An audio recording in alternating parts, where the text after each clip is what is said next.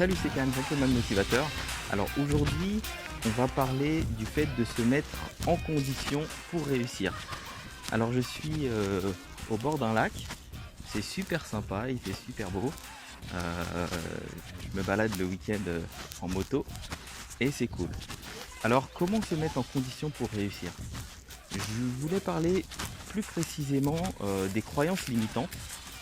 Alors les croyances limitantes, on en a tous. Qu'est-ce que c'est une croyance limitante? C'est une croyance qui fait que qu'on pense que des choses ne sont pas possibles. Alors il y a plusieurs croyances limitantes. Moi, ce qui m'intéresse, ce sont celles qui t'empêchent de réussir. Alors très souvent, les croyances limitantes, c'est je ne peux pas faire ça, je ne suis pas capable de faire ça, ça c'est bon pour les autres, mais c'est pas bon pour moi. J'ai souvent donné des conseils à des personnes qui me répondent ah oui, mais toi tu peux le faire, mais moi c'est pas possible. Et donc en fait, ces personnes se limitent directement, puisque justement elles pensent que ces choses-là ne sont pas possibles, ne sont pas accessibles pour elles, alors qu'elles le sont totalement. Alors comme je disais, il y a plusieurs types de croyances limitantes. Les croyances limitantes autour de l'argent, c'est assez classique. Surtout chez les personnes comme toi, les indépendants, les freelances et encore plus les artistes. Les croyances limitantes sur l'argent, c'est en gros ce qui revient souvent, c'est l'argent ne rend pas heureux. On ne peut pas générer plus de, je sais pas, 100 000 euros par an tout seul. Je ne peux pas gagner ma vie en faisant ce que j'aime, toutes ces choses-là. Alors il y a une réalité, c'est qu'effectivement, à partir du moment où tu penses que ce n'est pas possible, tu ne vas pas te mettre en condition pour réussir. Alors c'est un phénomène qui est assez normal, assez humain. On le voit bien par exemple sur des records, certains records de vitesse ou de choses comme ça. Avant de se dire que c'était possible, le fait de se dire que c'est impossible, ça ne permet pas de le dépasser. Et quand une personne l'a débloqué, et ben d'un coup, on voit plein de records qui sont battus dans le même secteur et quel que soit l'endroit du monde. Ça veut dire qu'il y a une croyance limitante qui a été brisée. Alors pourquoi est-ce que je parle de ça et pourquoi c'est important pour toi? C'est que tes croyances limitantes par rapport à ta réussite et par rapport à l'argent vont t'empêcher d'arriver à ce que tu veux faire. Moi me concernant, j'ai certaines croyances limitantes, comme par exemple le fait qu'il faut travailler beaucoup, qu'il faut travailler dur pour réussir, alors que c'est possible de travailler beaucoup moins, mais plus intelligemment, et de pouvoir réussir, et je travaille là-dessus. Alors, maintenant qu'on sait ça, comment est-ce qu'on peut arriver à éliminer ces croyances limitantes? Alors, je vais te proposer une méthode qui est relativement simple, mais qui demande de vraiment s'impliquer. Alors, tu vas déjà commencer par lister ces croyances limitantes. Aujourd'hui, quelles sont ces croyances limitantes pour toi? Par exemple, par rapport au travail, comme je te disais, est-ce que tu penses qu'il faut absolument travailler dur pour pouvoir réussir? Oui ou non? Est-ce que par rapport à l'argent, tu as des croyances limitantes? Est-ce que parfois ça peut être lié à ton éducation? Par exemple, quand on se dit, je ne sais pas, si je gagne de l'argent, je vais changer, etc. C'est possible de gagner de l'argent et de rester fidèle à ses valeurs et de ne pas changer. C'est possible de gagner de l'argent et d'être généreux. Et c'est pas la quantité d'argent en fait qui va générer tout ça. L'argent est un amplificateur. Donc il faut bien garder ça en tête et de se dire, si je fais quelque chose de bien, quand j'aurai plus d'argent, je pourrai le faire encore mieux, dans de meilleures conditions, dans de meilleures dispositions. Et par exemple, si je suis de nature généreuse, je pourrais être beaucoup plus généreux. Donc c'est pour ça qu'il faut arriver à les dépasser. Alors tu vas lister, on va dire, 3 principales croyances limitantes que tu as. Par exemple, par rapport à l'argent, par rapport à ta réussite, par rapport à tes capacités. Qu'est-ce que tu es capable de faire?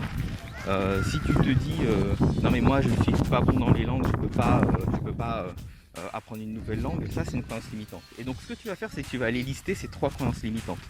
Ensuite, tu vas essayer de te projeter dans ce que ces croyances limitantes t'ont empêché de faire. Pense à ce qu'elles t'ont empêché de faire. Par exemple, si tu te dis, comme moi, il faut travailler dur pour réussir, souviens-toi des moments où tu as vraiment travaillé dur, et si ça t'a vraiment apporté de la réussite, et si ça t'a aussi apporté un épanouissement. Ensuite, essaye de penser à ce que serait ta situation si jamais tu n'avais pas cette pensée. Par exemple,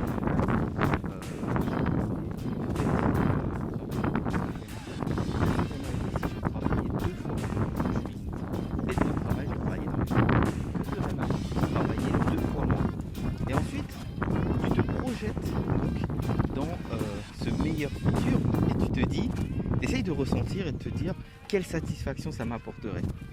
Donc déjà, une fois que tu t'es rendu compte que tu avais une croyance limitante et que tu te rends compte que ça pourrait être mieux si tu ne l'avais pas, tu as déjà fait une bonne partie du travail.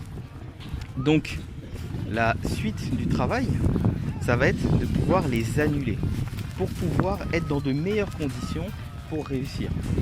Donc pour annuler ces croyances limitantes, il va falloir les remplacer par des croyances facilitantes.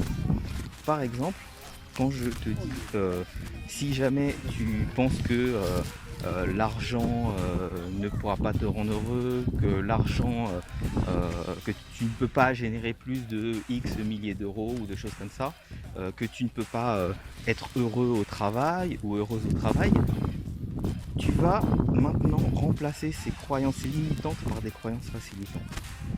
Donc dans le cas de je ne peux pas générer plus de X milliers d'euros par mois, tu vas te dire complètement l'inverse. Tu vas te dire voilà, pour moi c'est possible, et je vais y arriver. Et donc à partir de ce moment-là, tu essaies de remplacer au quotidien, très régulièrement, ces pensées limitantes par des pensées facilitantes et constamment au quotidien tu te rappelles cette phrase. S'il faut tu la notes, s'il faut tu la mets juste au-dessus de ton bureau, mais l'idée c'est que tu puisses justement remplacer cette croyance limitante par une croyance facilitante. À partir du moment où tu l'as remplacée et que ça devient ton quotidien, que tu y crois vraiment, que tu te mets dans ces dispositions, tu verras que déjà, à partir de ce moment-là, tes résultats vont commencer à changer. Parce que tu te mets dans des conditions, dans les conditions de réussite, et ce que tu vas faire ne sera plus conditionné par ces croyances. En fait, les croyances, c'est pas vraiment la réalité. On a tous une réalité. La réalité est là, mais on voit la réalité selon son système de valeurs, selon ses références, selon ses croyances. Par exemple, il y a des personnes qui pensent que l'être humain est foncièrement mauvais, donc ils vont voir tous les gens par ce cadre-là et ils ne vont avoir un filtre qui ne voit que ce qui est mauvais.